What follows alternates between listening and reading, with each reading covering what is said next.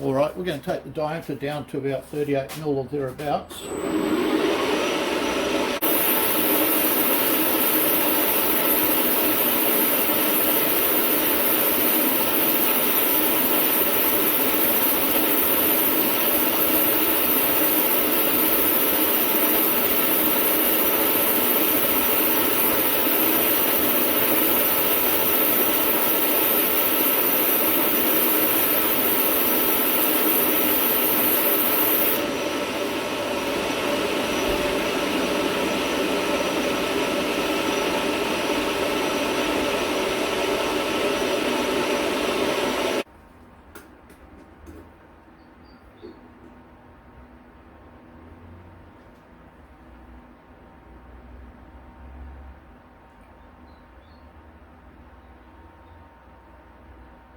Right, we've got that down to 37mm at the moment, and what I'm going to do, I'm going to flip the camera around, and we're going to be boring inside here. We've got a couple of different steps. One is about here, another one's in here, so it'll go from large to smaller. And what we're pretty well doing is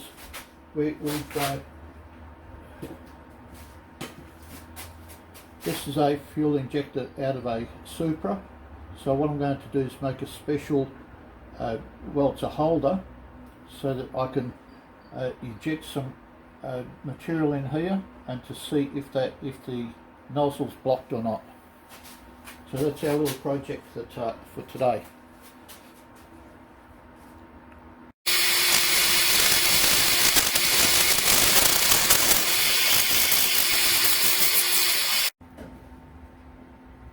Alright, what we're going to do here first of all is we're going to drill a 10mm hole through this, a straight through hole. That's the start of what we're doing.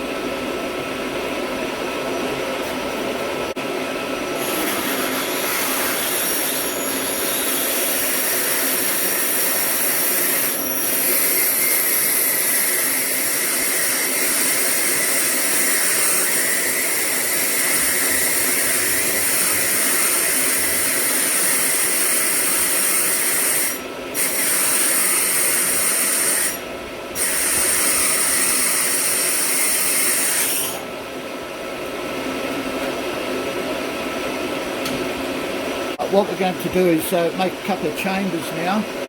Now what happens is this section here, the first section will be 23mm taken out, which is about 905 thou, and that will be approximately 21mm in length that way.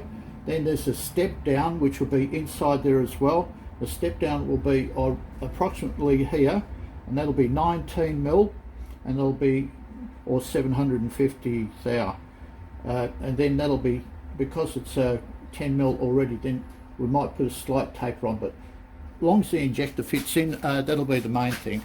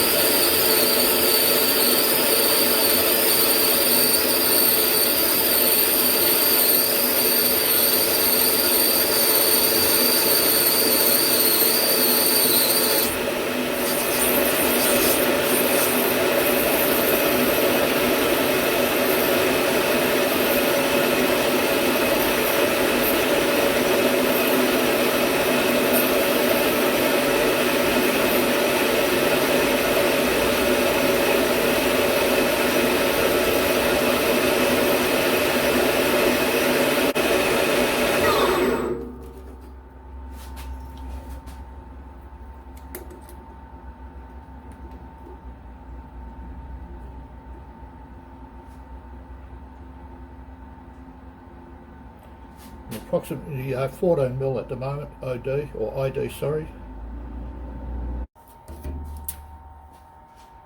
Alright, what we've done so far, we've already cut the section out in here, and there's another to step down on the inside as well, but we struck a little problem in the aspect that I didn't know that the camera turned off due to heat. But anyway, what virtually happens is that's the style there, if you can see it. So I've got the top portion there and the bottom portion on there, so the O-rings will go in. So what I'm doing now is I'm turning a groove in on the inside here, and then that will be for the fuel to be able to go in and then go through the actual injector. So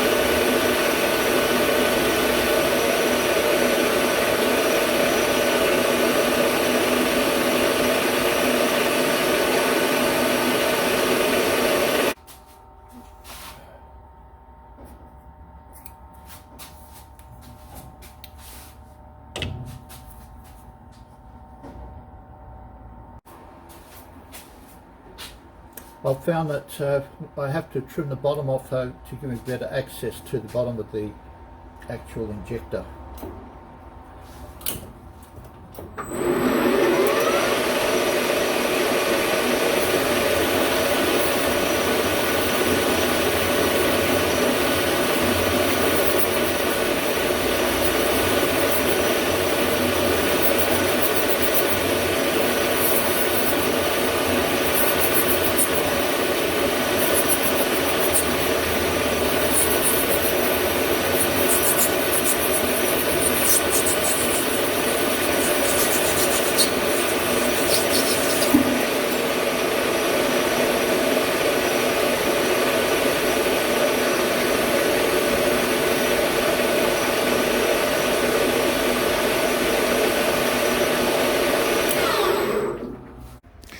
Okay, this is what we've got at this stage right now. We've got this fuel rail here.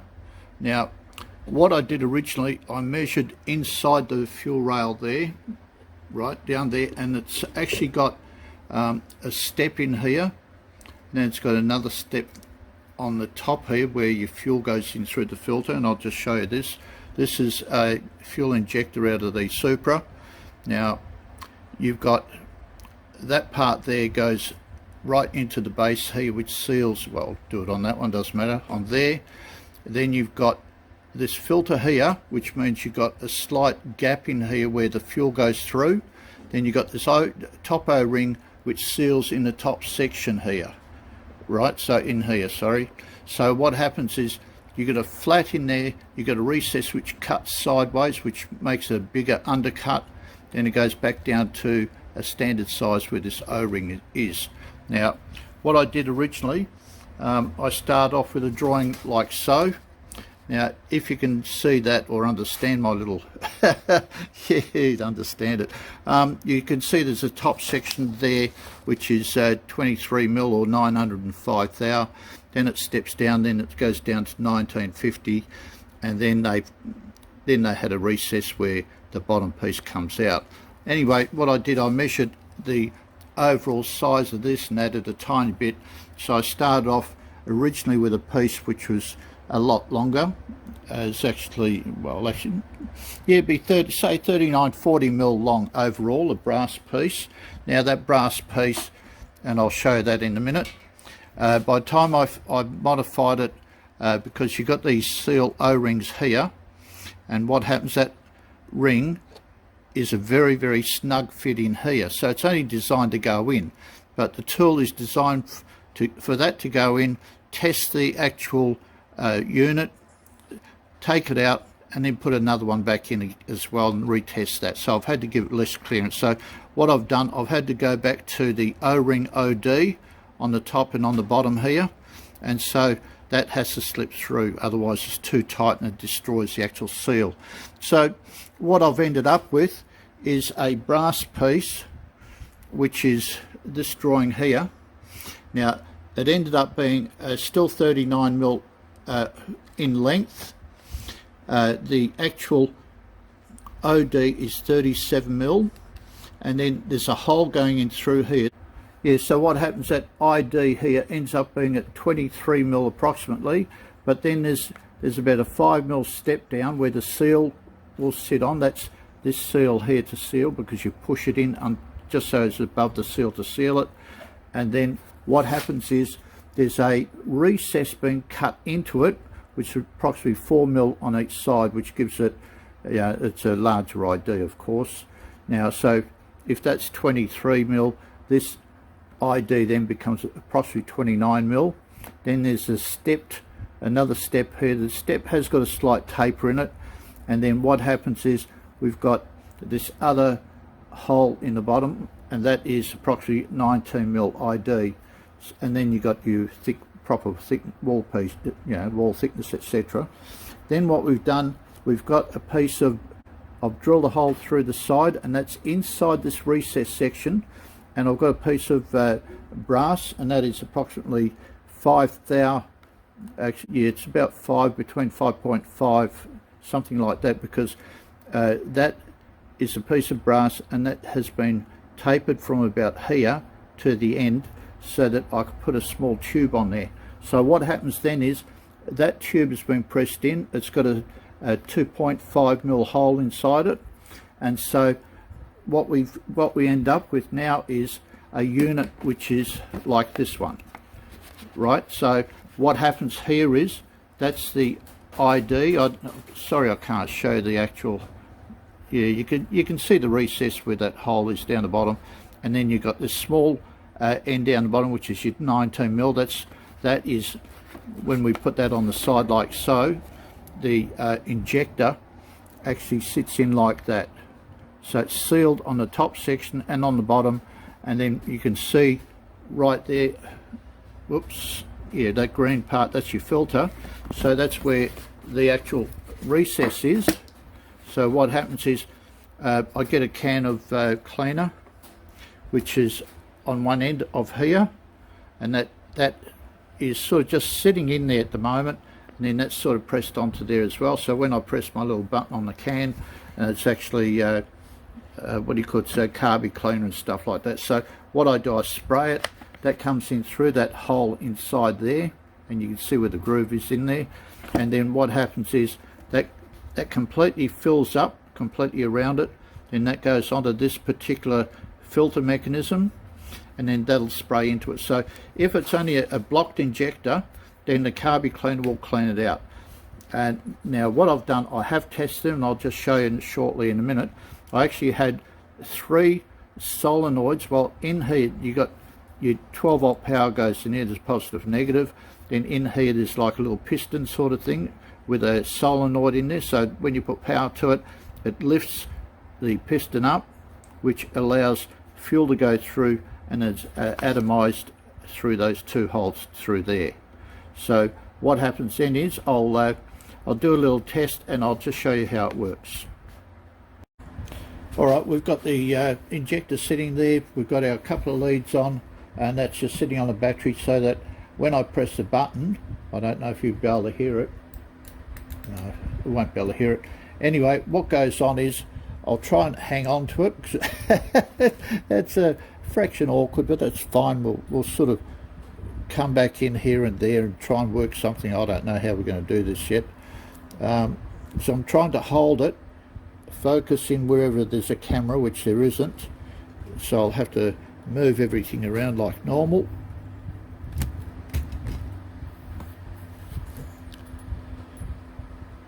Alright, you can see that now. What I'm going to do is press the button.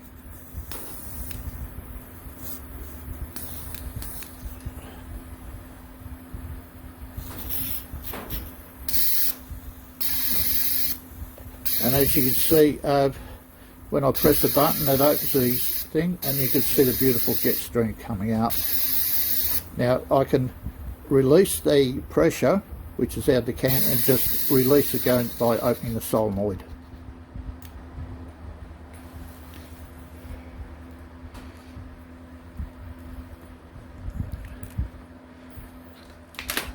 So what I've pretty well used, I've only just used this carby cleaner like so. It's Motor Tech, any cheap brand of carby cleaner, whatever, doesn't really matter. If you can find a way to connect it on your motor vehicle, you can do that while it's still on there. Then what we do with this, we just sort of twist it here and there, and if we're lucky it'll come out without destroying anything. So that virtually, you can see how snug it is. So anyway, the little tool works, so anybody who wants to make one, they're quite welcome. And we've still got all of our unit all inside. But like I said, originally this particular one, and if anybody else checks them out, there's a solenoid inside here. Like I said, there's a positive and negative. Depends which way it is, positive, negative, whichever way. Now what happens is, when I first put it in, I pressed the button to actuate it inside. I had to actually tap the outside here and have the carby cleaner going, like coming into it as well. So at the moment everything works, and so these will be just going back into the Supra. Now just as a curiosity point, what I've done is, because somebody's going to ask me, I'll come back. Now this is the complete fuel rail. That's this one here. And that is one that's on the standard Supra JZA80. This is before they start modifying and putting high volume aftermarket units on. Now as you can see, the injectors are sitting in there quite well, that you pop them right down as far as they'll go. When you look at it from the engine side, which is on the left hand side, you've got one injector here. The front one is upside down as far as the electronics here go, that one there, but all the other ones are standing straight up and down. That's where it is. So that's basically the unit assembled. Now on these, for people taking them off or whatever, on the right hand side up against the firewall, you've got a threaded section there, and that's where your fuel comes in. There's a steel pipe that comes across there, comes across and bolts onto that, and that's where the fuel goes in there from the pump, goes right across, and then that pressurizes that whole tube assembly. So that is full of fuel there and there, and then there's another section where there's actually a return line, but that's further around underneath. But anyway, basically that's what it is. So I'll just show you a bit on the car, and then that'll be the end of it. Thank you. Alright, so we've got the side of the Supra here. As I said, as you can see, well, that's it's a left-hand side anyway, it doesn't really matter. That's where your injectors will go into those holes there. Now, the actual fuel rail, when it goes on, will go on, and I'll just try and just roughly put it in line. So your fuel rail will sit like that. Now, there is two bolts, one approximately here, and one a bit further, and in between those you've got all your seals, etc, etc. But that's basically how it is. Then you've got your air chamber or inlet manifold, and then you've got the rest of the unit, which is here as well. So then it's a matter of spending a few hours and bolting it all back together. So anyway, thank you for watching, and we'll have to catch you up on another one later on. Thank you.